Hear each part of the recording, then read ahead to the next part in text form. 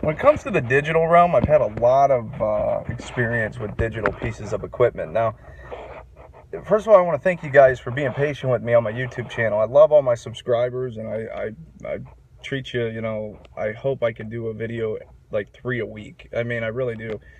It wakes me up in the morning. I love to share this passion with others, So let's get into it. I wanted to talk about something that affects us all, and that's your interface.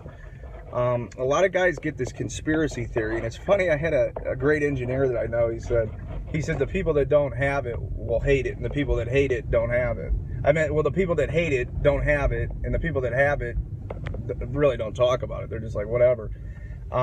The thing that I meant by that is interfaces is one of those things. Like as you grow through your music career, I've learned this with my own career.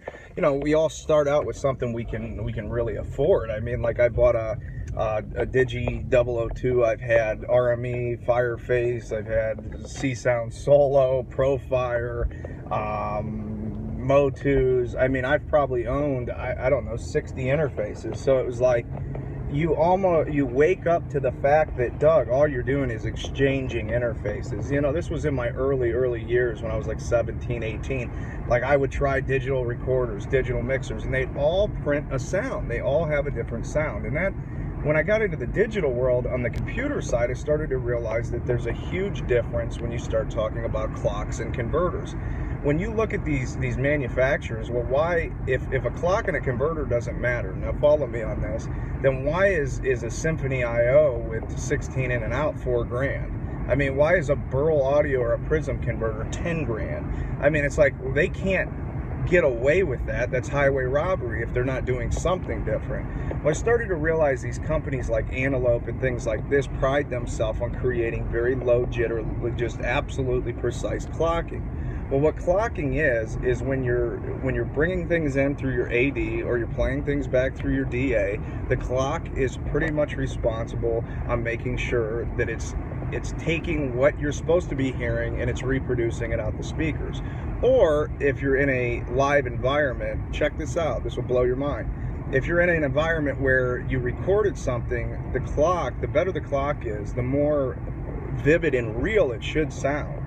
What I mean by that is, to you audio guys, a clock in a system should be able to reproduce audio. What I've heard from purchasing, Big Bens and the Antelope stuff through the years is a more refined and better image. Like each clock has a different way of processing that AD converter's audio.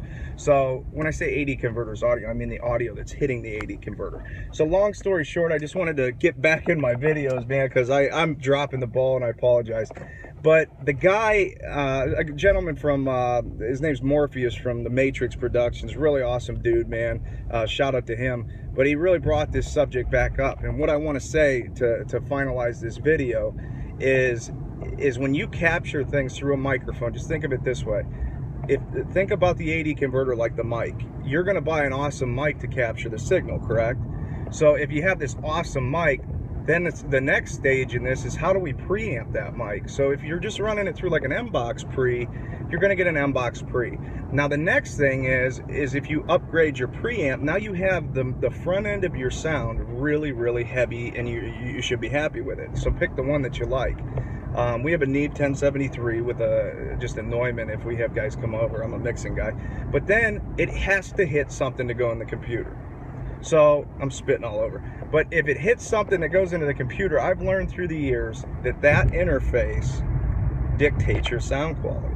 So just remember this. Yeah, the great analog gear, the great processors, all that stuff, it has to be captured back into the computer. The clock oversees the converter, and that's where your sound quality comes from. So just think about it that way.